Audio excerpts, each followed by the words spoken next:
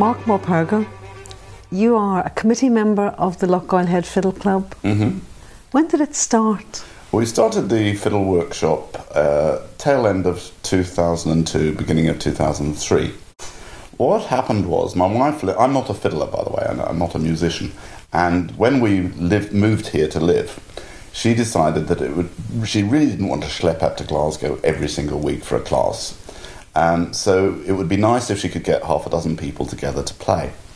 So we asked around the village and nobody seemed to play the fiddle. Nobody seemed to play that many instruments at all. We asked people and everyone said no one would be interested.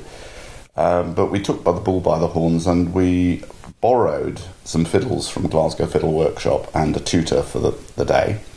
And we dropped a leaflet through every single door in the village, which is only about 250 houses, to say that we were doing a free come and try session for adults and children. Would people be interested in coming? And much to our amazement, 30 people turned up, of who I think 20 decided that they wanted to play the fiddle. Now at that stage we had no tutor, no fiddles, no constitution, no money, and because there was no local tutor, it was going to cost us an awful lot. So very, very quickly we set up a committee, begged, borrowed and stealed and wrote off lots of begging letters to various people. We managed to get enough money to kick it off, and we started adult classes and children's classes in Lochgoilhead. Very soon it became apparent to me that there were a lot of people who were enthusiastic about the idea of more going on in the village, but certainly didn't want to learn the fiddle, which included myself, I have to say.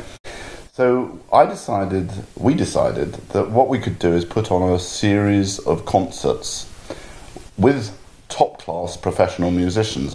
There were two main reasons to start concerts. One was, when you start any musical instrument, for you and your partner and your family, it's a fairly painful experience. And we wanted to show the members that, with the effort and with the enthusiasm and with time, they could get a lot better than they were, and they'd have role models by having these professional musicians in. But also there would be a lot of people in the village who would support an event like that because it was something going on in the village, rather than they wanted the fiddle, or even that they didn't particularly like, maybe not particularly like traditional music. So we started a series of concerts, and we now put on about 8 to 10 concerts a year.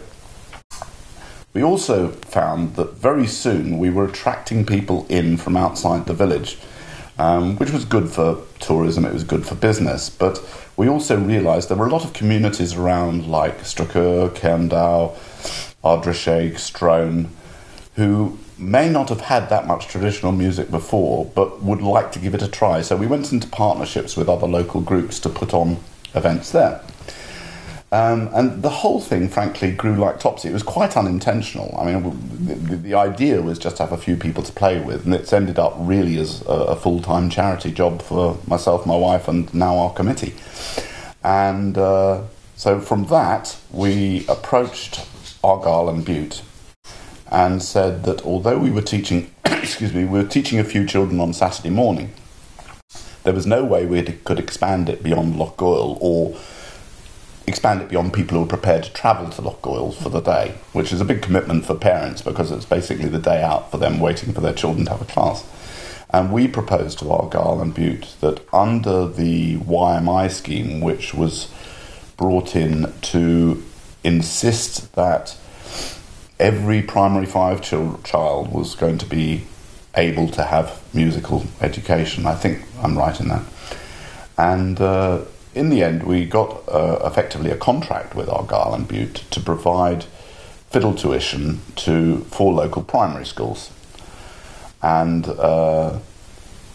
then we said to Argyll and Bute, after about 2 years, this is going really, really well, but what's happening is the children are doing it at primary school, enjoying it enormously, and then they get to Dunoon Grammar, and it's stopping. So they said, good idea, we'll put it into Dunoon Grammar as well. So effectively we're teaching now in 5 schools, 4 primaries, which feed Dunoon grammar. So which schools? It's Lochgoilhead, Strucker, Tinnerbruich, and Kilmaden. Yeah. So it's a lot of the schools in Cal. Now we know that there are other schools who are very keen to come on board, but there isn't either the money or the time at the moment to expand the programme, but that would certainly be wanted for the future.